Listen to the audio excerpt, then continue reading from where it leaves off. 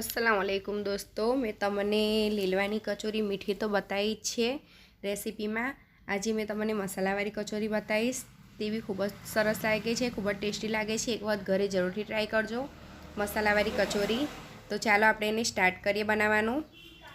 મસાલાવાળી લીલવાની કચોરી બનાવવા માટે મેં 250 ગ્રામ દાણા લઈ લીધા છે। તેને આપણે બાફી લેવાના છે। આપણા દાણા બફાઈ ગયા છે, જે મીઠું નાખીને આપણે બાફી લીધા છે। એને આપણે અધકચરા ક્રશ કરી દેવાના છે, થોડા ઠંડા પડે એટલે ચોપરની અંદર।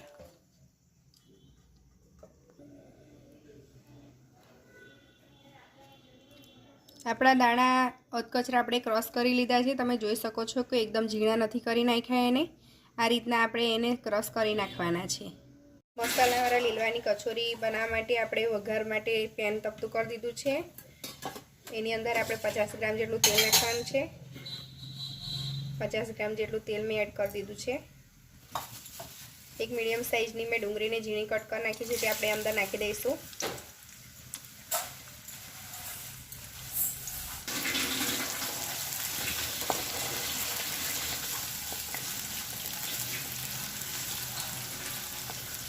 એને આપણે થવા દેવાની છે થોડી વાર માટે।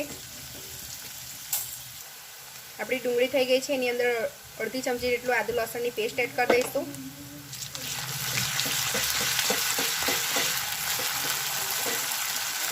એને આપણે થોડીક વાર શેકાવા દેવાની છે। અડધી ચમચી આપણે મરચું નાખીશું એની અંદર।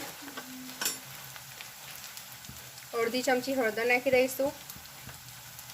જે દાણા આપણે ચોપ કરી નાખ્યા છે તે આપણે એની અંદર નાખી દઈશું। એની અંદર આપણે મીઠું નાખેલું છે, એટલે ખાલી મસાલાના ભાગનું થોડુંક આપણે મીઠું અંદર એડ કરવાનું છે।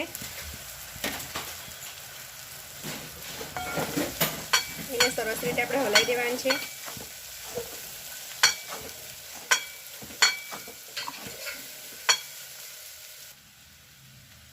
ખૂબ જ સરસ લાગે છે, એક વખત ઘરે જરૂરથી ટ્રાય કરજો મસાલાવાળી કચોરી। અને દોસ્તોમાં શેર કરવાનું ભૂલશો નહીં। એમાં આપણે લીલા ધાણા એડ કરીશું। હવે લીલા ધાણા એડ કરી દીધા છે એની અંદર। લીલું લસણ 50 ગ્રામ જેટલું આપણે એની અંદર એડ કરી દેવાનું છે। સરસ રીતે બધું હલાવી દેવાનું છે। 1 ચમચી જેટલો આપણે ગરમ મસાલો એડ કરી દેવાનો છે એની અંદર। સરસ રીતે બધું મિક્સ કરી દેવાનું છે। મસાલાને છેલ્લો એડ કરવાનો છે, જેનાથી એની સુગંધ ઠેઠ સુધી રહે મસાલાની અંદર। આપણો મસાલો રેડી થઈ ગયો છે।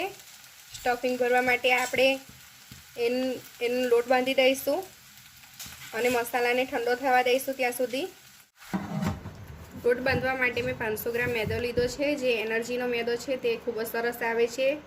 તમને એ એસએફ ટ્રેડર્સમાંથી મળી રહે છે, જે છોટાઉદેપુર પાવીજતપુરમાં દુકાન છે।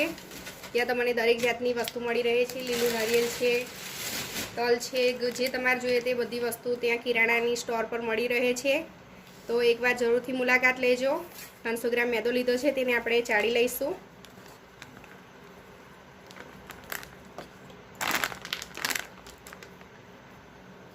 મેદામાં આપણે અડધી ચમચી મીઠું એડ કરીશું। તેને આપણે હલાવી દેવાનું છે। હવે એની અંદર આપણે તેલ નાખવાનું છે। તેલને આપણે ગરમ કરી લીધું છે। જ્યાં સુધી વરાળ નીકળે ત્યાં સુધી તેલને ગરમ કરવાનું છે અને એ તેલ આપણે એની અંદર એડ કરવાનું છે। તો કચોરી એકદમ ખસ્તા બનશે। ગરમ કરીને તેલ નાખવાથી ખૂબ જ ખસ્તા કચોરી બને છે। મેં 70 ગ્રામ જેટલું તેલ અંદર એડ કરી દીધું છે। એને આપણે હાથથી નથી હલાવવાનું, કોઈ બી ચમચાની મદદથી આપણે એને હલાવી દેવાનું છે, તો ગરમ ના લાગે। આ રીતે હલાવીને પછી થોડુંક ઠંડુ પડે એટલે પછી આપણે એને હાથથી મિક્સ કરી દેવાનું છે।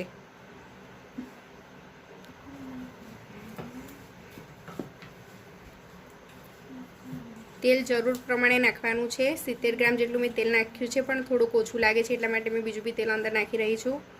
તમારે અંદર તેલ જરૂર પ્રમાણે નાખવાનું છે કે આપણે જે લોટ બાંધીએ તેનું આ રીતે ફૂલ તૈયાર થાય એ રીતનું આપણે લોટમાં તેલ એડ કરી દેવાનું છે।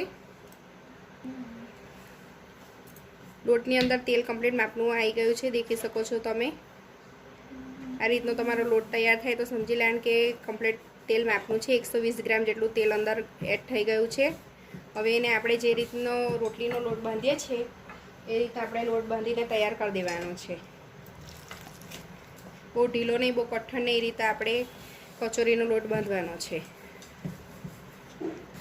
લોટ તૈયાર થઈ ગયો છે અને આપણે 10 મિનિટ માટે ઢાંકીને મૂકી દઈશું. તમે જોઈ શકો છો કે જે રીતનો રોટલીનો આપણે લોટ બાંધીએ છીએ એ રીતનો જ મેં બાંધ્યો છે. એને આપણે 10 મિનિટ માટે ઢાંકીને મૂકી દઈશું. લોટને 10 મિનિટ થઈ ગઈ છે. આપણે કચોરી બનાવવા માટે આપણે આટલું ગુલ્લું લઈ લીધું છે. એને આ રીતે ગોલ ગોલ વારી લેવાનું છે.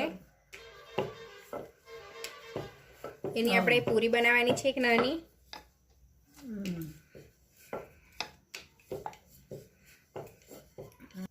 પૂરી તૈયાર થઈ ગઈ છે. એની અંદર આપણે સ્ટફિંગ ભરવાનું છે જે આપણે તૈયાર કરી દીધું છે તે.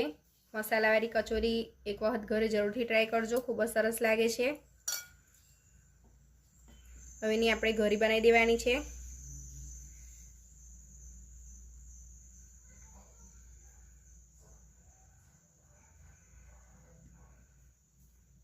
આ રીતે બધી કચોરીને આપણે તૈયાર કરી દેવાની છે.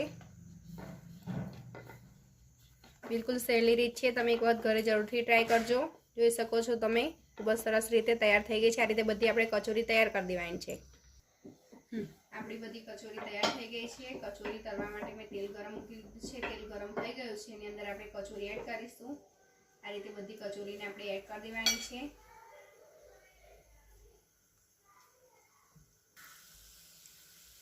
આપણે બધી કચોરી અંદર એડ કરી દીધી છે. એને મીડિયમ ગેસ પર આપણે તળાવવા દેવાની છે. ધીમા ધીમા તાપે આપણે એને સરસ ગોલ્ડન બ્રાઉન કલરની થવા દેવાની છે.